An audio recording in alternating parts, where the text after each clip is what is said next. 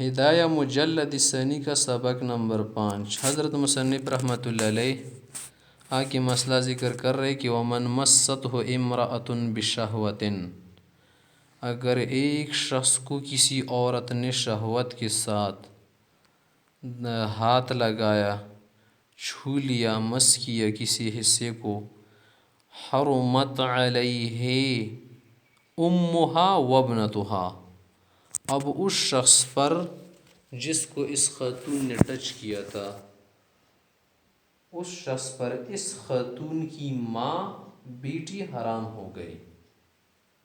جسے بدعملی سے حرام ہو جاتی ہے، اس طرح سے ہاتھ لگانے سے بھی۔ وقال الشافعی رحمہ اللہ،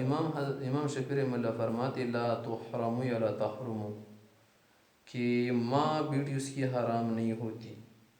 وعلی هذا الخلاف، اسی اختلاف پر یہ مسئلہ بھی سمجھو، اسی بیس پر کہ امام شافعی حرمت کی قائل نہیں، ہمارے احناف حضرات قائل ہے، وہ یہ ہے کہ مسہ امرأۃ بشہوۃ، اگر کوئی شخص کسی خاتون کو شہوت کے ساتھ ٹچ کرے تو اس شخص پر اس خاتون کے اصول و فروع حرام ہو گئے۔ اس طرح وَنَظَرُ إِلَى فَرْجِهَا، اس کی شرمگاہ کی طرف شہوت وغیرہ سے دیکھنا، وَنَظَرُهَا إِلَى ذَكَرِهِ عَنْ شَهْوَةٍ، یا خاتون کسی مرد وغیرہ کو شہوت وغیرہ کے ساتھ دیکھ کر پھر مس وغیرہ کرے تو اس سے رشتے حرام ہو جاتے ہیں۔ امام شافعی رحمہ اللہ کے نزدیک دیکھنے سے، نظر ڈالنے سے، ہاتھ لگانے سے یہ رشتے حرام نہیں ہوتے۔ وہ کہتے ہیں لَهُ أَنَّ الْمَسَّ وَالنَّظَرَ لَيْسَ فِي مَعْنَى الدُّخُولِ، صرف دیکھنا اور ہاتھ لگانا یہ دخول کی معنی میں نہیں، یعنی مباشرت کی طرح نہیں۔ وَلِهَذَا يَتَعَلَّقُ بِهِمَا فَسَادُ الصَّوْمِ وَالْإِحْرَامِ، اسی لیے تو صرف نظر ڈالنے سے اور صرف ہاتھ لگانے سے روزہ فاسد نہیں ہوتا، احرام فاسد نہیں ہوتا۔ وجوب الاغتسال، ہاں اس پر جو غسل لازم آتا ہے وہ اس وجہ سے کہ خروجی مانی ہو وغیرہ، تو فَلَا يُلْحَقَانِ بِهِ، تو لہٰذا یہ مس اور یہ نظر کس کے ساتھ ملحق نہیں کی جائے گی؟ دخول کے ساتھ۔ ولنا، ہم حضرات احناف کہتے ہیں کہ ان المس والنظر سبب داع الی الوطی، ہاتھ لگانا، نظر ڈالنا، یہ سبب ہے، دعوت دیتا ہے وطی کی طرف۔ تو یہ مس اور نظر کیا ہے؟ وطی کا سبب، فیقام مقامہ فی موضع الاحتیاط، یہ بات احتیاط کی ہیں، تو اس لیے نظر اور مس وطی کے قائم مقام ہے۔ ثم ان المس بشہوۃ، پھر شہوت سے مسح کرنے کا مطلب ہے کہ ینتشر الآلۃ و تزداد انتشارا هو الصحیح، صحیح مذہب کے مطابق جو مخصوص عضو ہے اس میں حرکت آ جائے یا حرکت زیادہ ہو جائے۔ والمعتبر النظر الى الفرج الداخل، اور یہ پر جو مسئلہ ہے نا کہ فرج کو دیکھنے سے حرمت ثابت ہوتی ہے، سے وہ حصہ مراد ہے کہ اندر کی طرف دیکھے۔ وَلَيَتَحَقَّقُ ذَلِكَ إِلَّا عِنْدَ اتِّكَائِهَا، اور یہ تو تب ہوتا ہے کہ جب کیا کرے، اس نے تکیہ لگایا ہو یا کھل کر بیٹھی ہو۔ وَلَوْ مَسَّ فَأَنزَلَ، لیکن اگر ایسا ہوا کہ ایک شخص نے یا خاتون نے کسی شخص کو مس کیا اور انزال بھی ہو گیا اس وقت، فقط قیل، بعض حضرات کہتے ہیں کہ ان یجب الحرمہ، پھر بھی حرمت ثابت ہوتی ہیں، لیکن صحیح بات یہ ہے کہ انزال کی صورت میں اب اس کی شہوت پوری ہو گئی نا، وَسِأَنَّهُ لَا يُجِبُهَا، کہ اب اس سے حرمت ثابت نہیں ہوتی، لِأَنَّهُ بِالْإِنزَالِ تَبَيَّنَ، کہ انزال سے بات واضح ہو گئی کہ أَنَّهُ غَيْرُ مُفْزٍ إِلَى الْوَطِي، کیا کہ مزید یہ وطی نہیں کر سکتے، اس کی طرح مفضی نہیں ہے۔ وعلى هذا، اسی پر یہ بھی مسئلہ قیاس کرو، ڈال دو کہ اتیان المرأة فی الدبر، کہ کسی خاتون کے ساتھ پچھلے حصے میں کرنا، اسی کے متعلق علماء حضرات کہتے ہیں کہ اگر انزال ہو گیا تو حرمت ثابت نہیں ہوتی، اگر نہیں ہوا تو پھر ہوگی۔ آگے مسئلہ ذکر کر رہے ویسا طلق امرۃ طلاقا بائن، ایک شخص نے اپنی بیوی کو طلاق بائن دی اور رجعین یا رجی طلاق دی، لم یجوز له ان یتزوج باختها، اب یہ شخص اس کی بہن سے نکاح نہیں کر سکتا حتی تنقضی عدت، جب تک اس پہلی متعلقہ بہن کا جو کیا ہے شمار ہے ایام کا عدت اس کو پوری نہ کر دے۔ وقال الشافعی رحمہ اللہ، امام شافعی سے فرماتے ان کانت العدت عن طلاق بائن او ثلاث یجوز، اگر یہ نکاح کرنا طلاق بائن کے بعد ہو یا طلاق ثلاثہ کے بعد ہو، مغلظ کے بعد، تو یہ نکاح اس لیے درست ہوتا ہے کہ طلاق بائن اور طلاق مغلظہ سے رشتہ نکاح بالکلیہ ختم ہو جاتا ہے، کہ لانقطاع النکاح بالکلیت،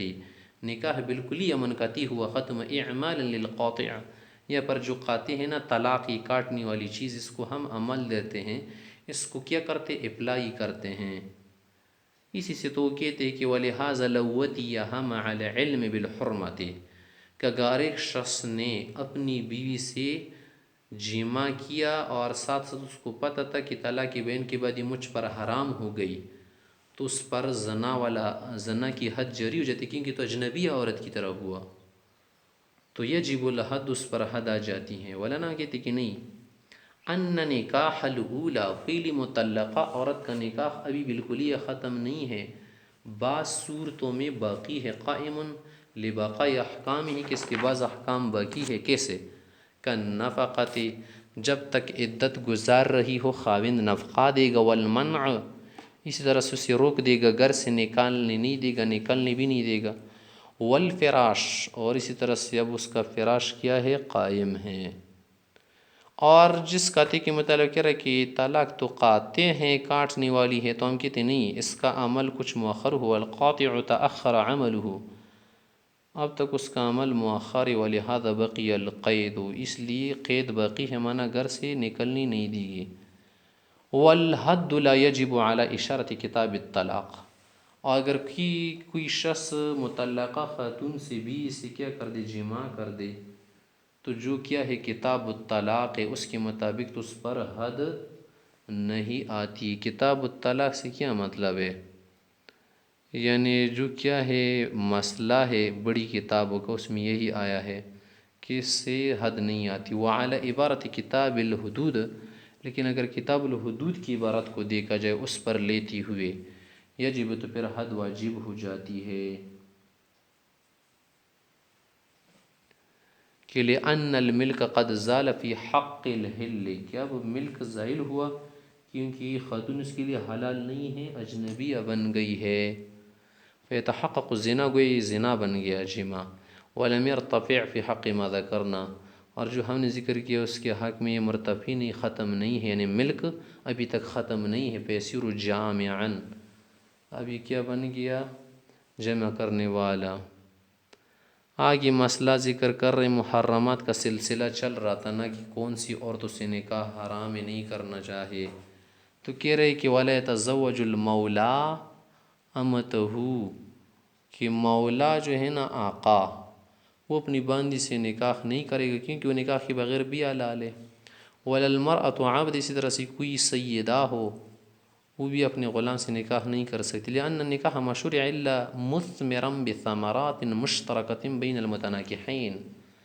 نکاح تو اس لیے جائز کیا گیا ہے تاکہ اس سے پھل حاصل ہو جائے مشترکہ طور پر بیوی اور شوہر کو، اور وہ نکاح سے حاصل ہوتے ہیں نا، اور جو باندھی ہو تو اسے بھی کیا ہے اس سے فائدہ اٹھانا جائز ہے، پھل حاصل کرنا جائز ہے۔ والمملوکیۃ تنافی المالکیہ، اور ایک آدمی مالک ہے نا یا مملوک ہے، وہ تو مالک نہیں بن سکتا نا، جب وہ باندھی کیا ہے مملوکہ ہے، اگر اس کے ساتھ نکاح کرے گا تو پھر کیا بن جائے گی، بیوی بن جائے گی، بیوی کا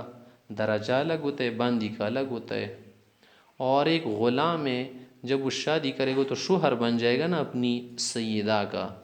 تو مملوکیت سے ملکیت کی طرف گئی، آپس میں کیا ہے متنافی ہے، ضد ہے، فَيَمْتَنِعُ وُقُوعَ الثَّمَرَةِ عَلَى الشِّرْكَةِ، تو جو مشترکہ طور پر میوہ آتا ہے، پھل آتا ہے، وہ حاصل نہیں ہوتا۔ آگے حضرت مصنف رحمۃ اللہ علیہ ذکر کر رہے کہ نکاح کے رشتے جو حرام تھے ان میں سے ایک ایسا رشتہ ہے کہ وہ جائز ہے، ويجوز تزوج الكتابيات کتابی عورتوں سے نکاح جائز فی پلب دا بک یعنی یہود نصارہ جو اینڈ انگریز لقول تعالی اللہ تعالیٰ کا ارشاد ہے کہ والمحصنات من الذین اوتوا الکتاب پاک دامن عورتیں ان لوگوں میں سے جو کیا ہو جن کو کتاب دی گئی ہیں العفائف محسنہ سے کیا مراد ہے پاک دامن عورتیں شریف عورتیں اگرچہ کیا ہو یہودی ہو یا کیا ہو نصرانی ہو یہ شرط ہے کہ وہ انجیل اور تورات کو مانتی ہو عقائد وغیرہ ان کی صحیح ہو اگر اپنے عقائد اور اپنی کتاب وغیرہ کو چھوڑ دیا ہو دہری بن گئے ہو زندیق تو پھر ان سے نکاح کرنا جائز نہیں آگے کہہ رہے ولا فرق بین الکتابۃ الحرۃ کتابیۃ الحرۃ والامۃ علی ما نبین ان شاء اللہ تعالی کہ وہ کتابی خاتون جو ہے نا چاہے آزاد ہو یا باندھی ہو نا دونوں صورتوں میں سے نکاح کرنا درست ہے ولا يجوز تزوج المجوسیات آتش پرست خواتین جو ہے نا زردشت مجوسی ان سے نکاح کرنا درست نہیں لقولی علیہ السلام آپ علیہ السلام نے ان کے متعلق فرمایا کہ سنو بہم سنت اہل الکتاب ان کے ساتھ اہل کتاب والا سلوک کرو مانا جن چیزوں میں ان کے ساتھ ایسے سلوک کرنا جائز غیر نہ کی ہی نسائہم لیکن ان کی خواتین سے نکاح نہیں کرنا ولا کی لذبائحہم اور ان کی ذبیحہ جانوروں کو نہیں کھانا آگے مسئلہ ذکر کر رہے قول ولل وثنیات بت پرست پوجا پاٹ کرنے والی خواتین سے بھی نکاح جائز نہیں لقوله تعالی اللہ کا ارشاد اعوذ باللہ من الشیطان الرجیم ولا تنکحوا المشرکات حتی یؤمن مشرکہ بت پرست خواتین سے نکاح نہ کرو جب تک ایمان نہ لائے آگے کہہ رہے ویجوز تزوج الصوابیات صوابیہ خواتین سے نکاح جائز یہ کون لوگ ہوتی ہیں یہ وہ لوگ ہیں کہ انکان یؤمنون بدین اگر کسی دین کے قائل ہو ایمان رکھتے ہو یقرؤون بکتاب اور کتاب وغیرہ پڑھتے ہو یہ ستارہ پرست لوگ بھی تھے کچھ لوگ کہتے کہ ستارہ پرست ستاروں کو پوجتے تھے لیکن ساتھ ساتھ وہ کیا تھے کسی دین کے قائل تھے دین سماوی کے لأنہ من اہل الکتاب پر والی کتاب میں سے شمار ہوتے ہیں وإن كانوا يعبدون الكواكب لیکن اگر صرف کیا کر رہے ستارہ پرست ہو ستاروں کی پوجا پاٹ کر رہے ولا کتاب لہم کوئی کتاب پر عقیدہ نہ ہو کسی رسول کو نہ مانتے ہو تو لم تجز مناکحتہم پھر ان کے ساتھ نکاح جائز نہیں لأنہم مشرکون پھر وہ مطلق مشرک شمار ہوتے ہیں مطلق مشرک ہوں گے والخلاف المنقول فیہ اور ان کے متعلق جو اختلاف آیا ہے نا منقول ہے محمول علی اشتباہ مذہبہم اصل میں ان کے مذہب کے متعلق کچھ علماء کو شبہ ہو گیا تھا کہ یہ کسی کتاب کو مانتے ہیں یا نہیں تو کچھ کہتے ہیں کہ نہیں یہ صرف ستاروں کو پوجتے ہیں فکل اجاب علی موقع عنده ہر ایک نے اپنی تحقیق کے مطابق جواب دی ہیں وعلی ھذا حال ذبیحۃ اسی طرح ان کے ذبیحے کا حال ہے کہ ان کی ذبیحے کھانا جائز نہیں